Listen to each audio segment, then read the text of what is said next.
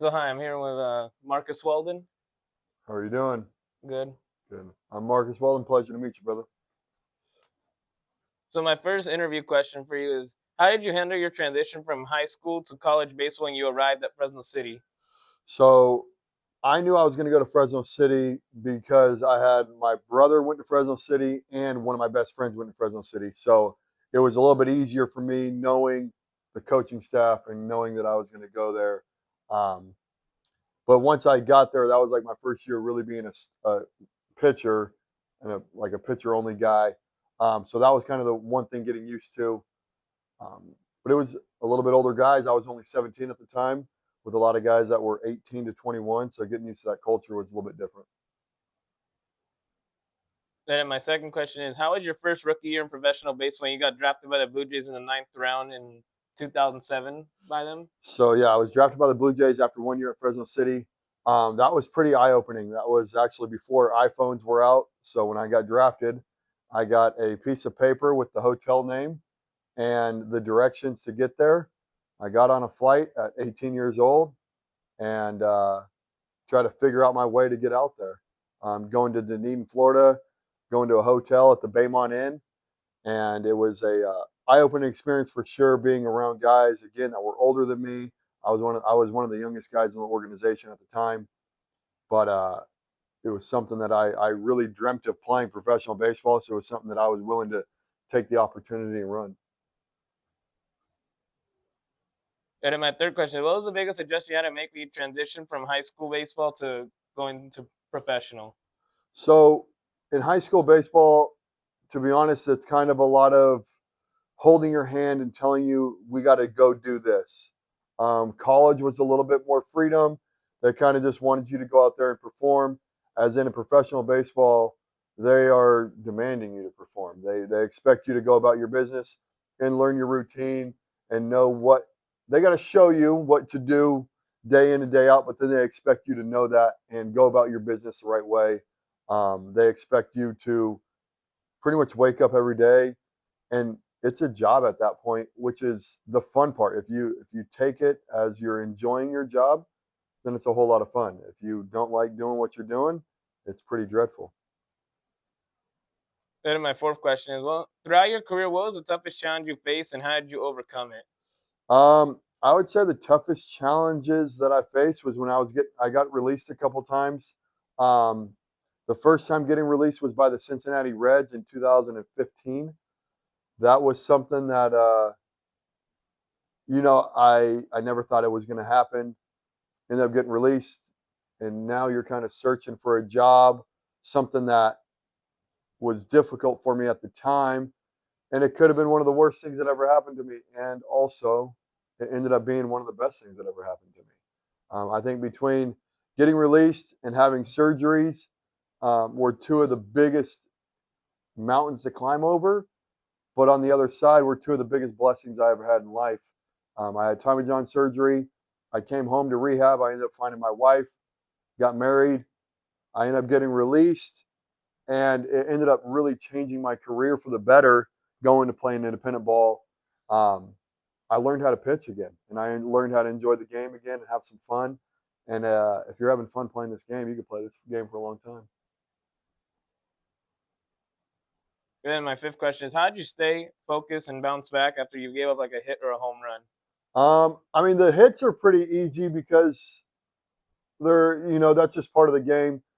Giving up home runs is also, I want to say, is a part of the game, but also like usually you made the mistake. Um, I would say probably the toughest ones to get over is I gave up a walk-off home run to Carlos Santana in 2019, and that was kind of hard to get over, just on the fact of like you kind of let the team down, and trying to not be selfish in it and be poor me, but also thinking of the team and being like, how do I? You want the ball the next day to go out there and compete and help that team win. Um, and I ended up pitching the next day and got a ground ball, got a double play in the eighth inning, seventh inning the next day. So it's good to bounce back, and it's hard to have a short term memory. That's a big part of being a pitcher and playing baseball in essence. Then in my sixth question is, what was one habit or routine that helped you succeed? Um, I loved working out. I think preparation is one of the biggest things that I had going for me. I thought that I prepared very well, physically and mentally. I thought that the way that I went about my business was very good.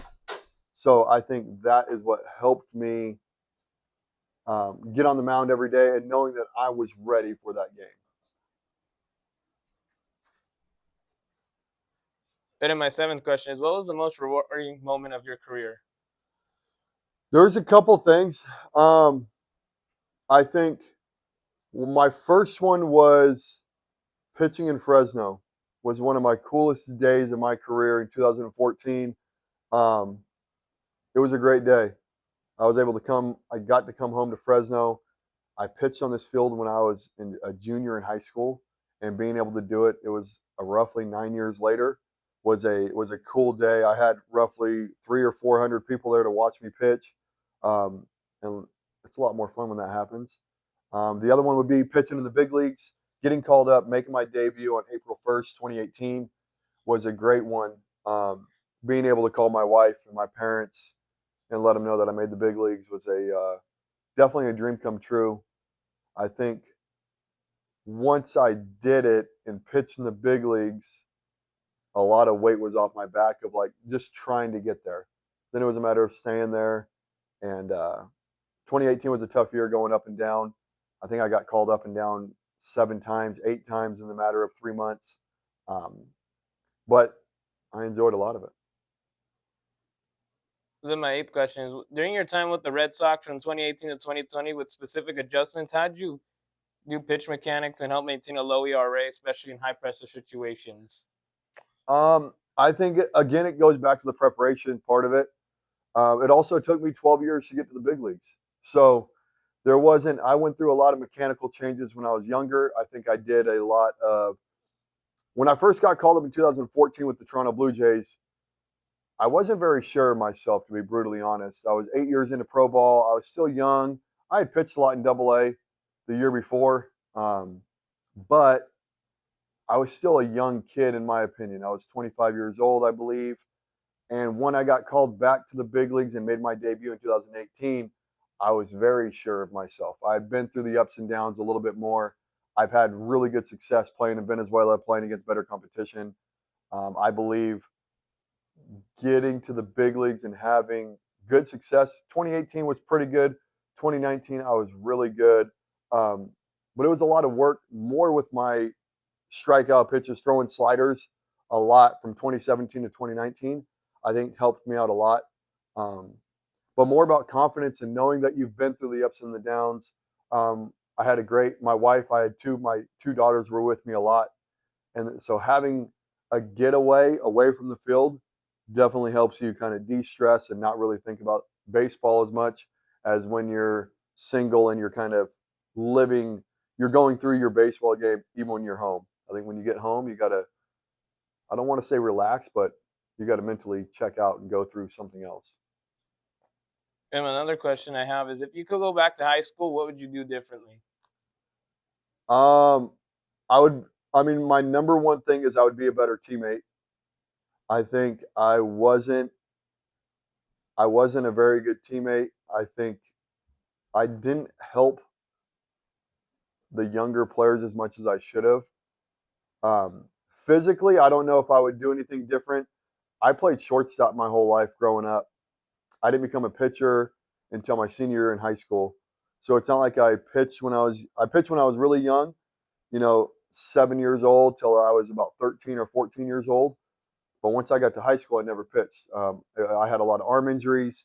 So I think arm wise and health wise, I would change more when I was younger. I would probably be smarter about that. And I think that's something that I try to instill in a lot of kids that I work with today. Um, but I think as a high school player, working harder would be something that I would do as a knowledge of there's a way to go get a college scholarship. I think there's more opportunities now than when I was in high school for college opportunities to get your school paid for and things like that. But I wasn't aware of them at the time. But I think as a person, I think number one would be being a better teammate, being more encouraging to my teammates, and trying to be a better team all in all and go win a Valley championship. And my last question is, what advice would you give the high school athletes who want to play sports at a higher level? It's one day at a time. It's working hard today, so then in 5, 10, 15 years you could reap those benefits. It is really hard to look at something and think you're going to get immediate reaction or immediate benefit from working out or working on your game. I think it's a lot of one step at a time. There's a lot of plateaus in physical sports and being able to go somewhere, but it's how do you keep building and keep going forward.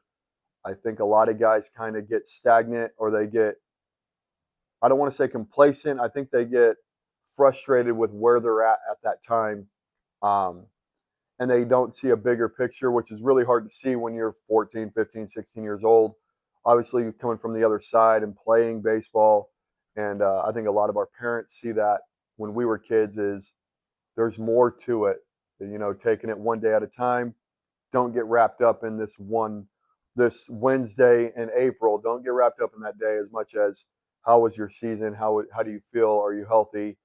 Things like that. And I think high school kids that want to play college baseball, if you have a goal in mind, one, you got to have good grades. If you have a 3.5 GPA or higher, you can get an academic scholarship over the top of what your athletic abilities will get you. If you have good academics, your coaches can trust you in your athletics. It's something that I didn't necessarily do either, but it took, now from the other side, from the coach's standpoint, I see it as in, if I can trust you to get a 3.5 or a higher GPA, I can trust you to wear the right uniform on the right day. I can trust you to cover the bunt plays. I can trust you to show up on time for the bus, things like that. And I think it's earned in the classroom as your number one step. Pretty good? I like it. I like your questions, brother. That was very good. Very good. Well, so I like collecting baseball hats. Okay. So that's why I like getting all the World Series ones. Okay. All right. What year did the Blue Jays win the World Series? 93. Yep. And? 92. There you go. Very good. Back to back. First ones to do it first ones, or the Dodgers since them to do it back to back, right? Or since the Yankees. When did the Yankees win it back to back? Or I think they three-peated. Yeah. That thing, 98, 99, and then 2000, I think. Yeah. So, I like it. And where do you're a senior this year, right? Yes. Where are you going to go to school next year? Fresno City. Okay. To study political science. Okay. I like it. Some history stuff. Is it more on the history side or on the real political side? Real political side. Okay. I like it. He likes the drama. Yeah, it's all drama. It's all drama. But that's good. This town could use some. He's really good with stats and stuff like that. That's what you were talking about. Like one of his senior projects, I had told him, it's just an idea of like, what if, and I think I told you about it, it's like, what if you built your own team to try and, like, based off of budgets, Yeah. to try and beat the Dodgers or what they have on the roster. He's like, no, I think I want to do stuff. And that's okay. But I think being able to have, doing both it's a good idea. I like the one-on-one side is really good. I like the idea of trying to build your own team, like Moneyball kind of thing. But also, it's more of what you would think is beneficial, right? Like the Rays right now, they're all into speed. All their guys are fast, right? As in Toronto is more into power. So they got a lot more power hitters than anybody else for the most part. And the Dodgers are all just into ginormous contracts that are deep. he just became a Dodger fan. That's what, yeah. You don't got to listen to him about being a Dodger fan. It's okay. I wouldn't root for the Red Sox because they stink. Tell me who your team is. Was it here the Fresno Grizzlies? No, your real team, besides the Dodgers. Who's your other favorite baseball team? They used to be the Astros. Okay. And why the Astros? Well, I mean, probably because I like Altuve. Okay. He's a good ball player. Really good ball player. Yordan Alvarez this year is doing really good. Probably the best player in baseball right now. And he's with the Astros right now. Altuve's playing good right now too. Yeah, the Astros are good. They're fun to watch. I know a couple guys that are with their support staff. So their head trainer is a good friend of mine, and then one of their bullpen coaches is a good friend of mine. Bullpen catchers, I should You had say. mentioned you played a little bit in the Mexican League. I played in Venezuela for 2 years and Dominican for 1. Dominican. So I never played in Mexico. I have some good. I got a lot of friends that are down there right now. It's kind of like it's where you could be in AAA, but you're not quite like AAA's really gotten rid of a lot of the old guys.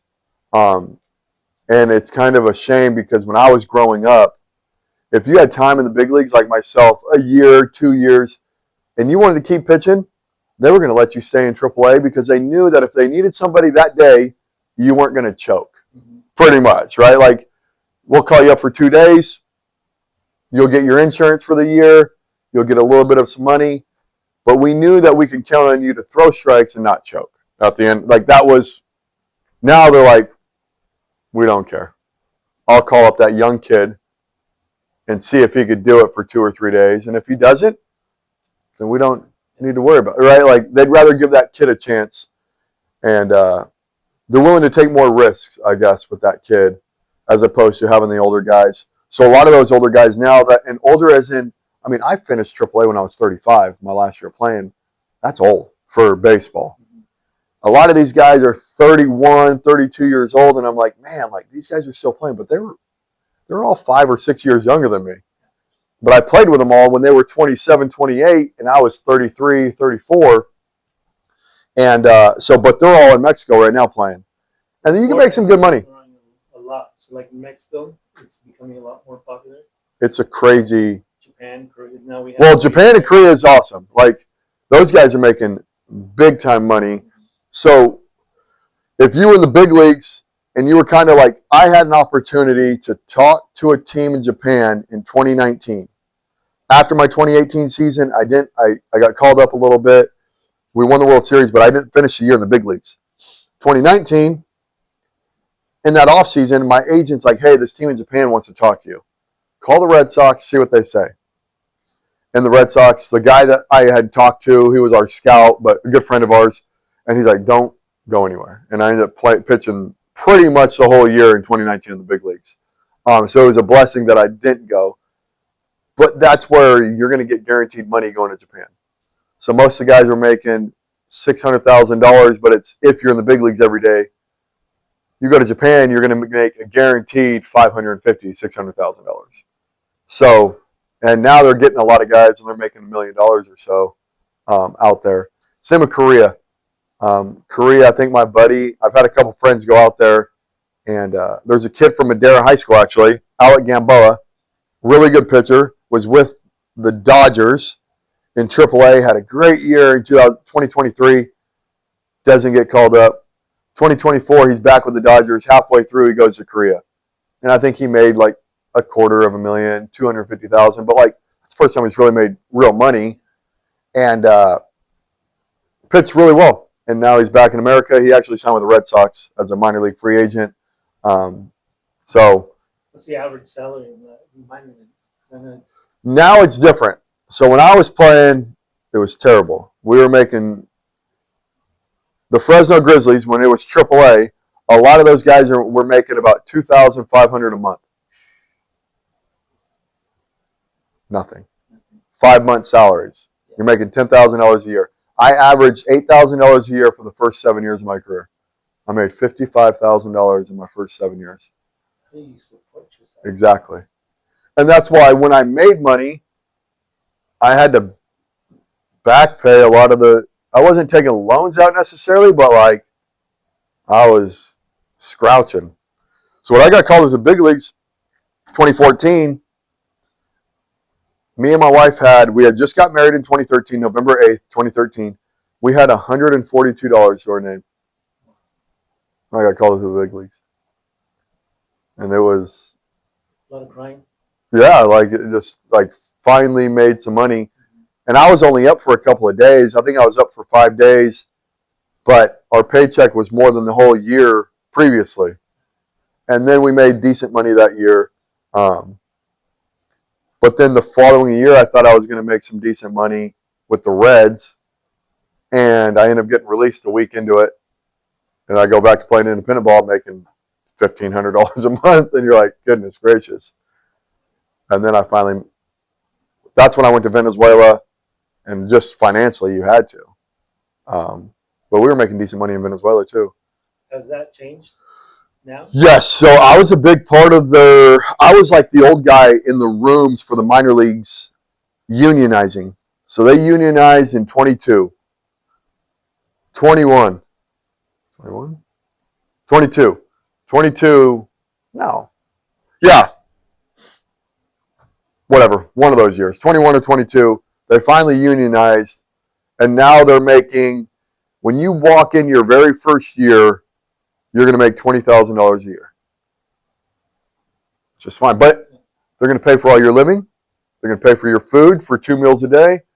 And they're going to pay, you don't have any bills out of pocket.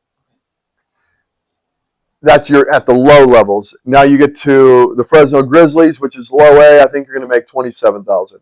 But they're going to give you an apartment, no bills. As in, I was making $8,000 a year.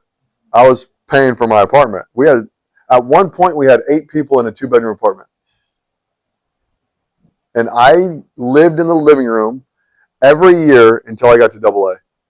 My 7th season was my first year with 4 walls. That must have been tough during that time. Like, how do you validate, hey, this is the path that I want to take? But exactly. We don't know. I didn't know anything else. But that's what people are like, man. And early in my career, it was like, oh, you play professional baseball? And I was like, yeah, I'm dead broke. Couldn't be broker, actually. So that's why we worked at the batting cages, and everybody had to go get a job in the offseason.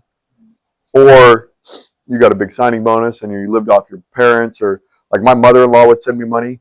AA was the worst. My mother-in-law would send me money, and my parents would pay me $250 a month just so I could pay rent. And I'm like, golly, this is a joke. But now you get to AAA, and I believe they're making like $35,000 a year, which is pretty good. And it's decent, and they're paying for your living. Like, you don't have any bills. Now, are you making a living? No, you're not making. You're chasing a dream, is what it is, right? And then once you get to you're older, you sign your free agent deals. Like, I was making a pretty good living there for a while. We were making anywhere between $60,000 and $120,000 a year for the last 2015, 2016 until 2023 when I finished playing. So it just depends on what year it was. When did I sign? But my very first year, my paycheck was $440 every 2 weeks, and rent was $250 a month, right? My last year, I was getting paid. I think I was making like $15,000 a month. So my paycheck was call it $6,000 after taxes in Washington. My living check, because I didn't live in the apartment they gave us because they didn't have any more, they were giving me a check to go find my own apartment. My living check was $3,200. I go, wait a minute. I'm going to make more money just off my living check in 1 month than I made in my first half season. Now, obviously, inflation, all this other stuff, right, from 2007 to 2023. But it was a different ball game. And so it was kind of cool just thinking of that stuff. I think it was a different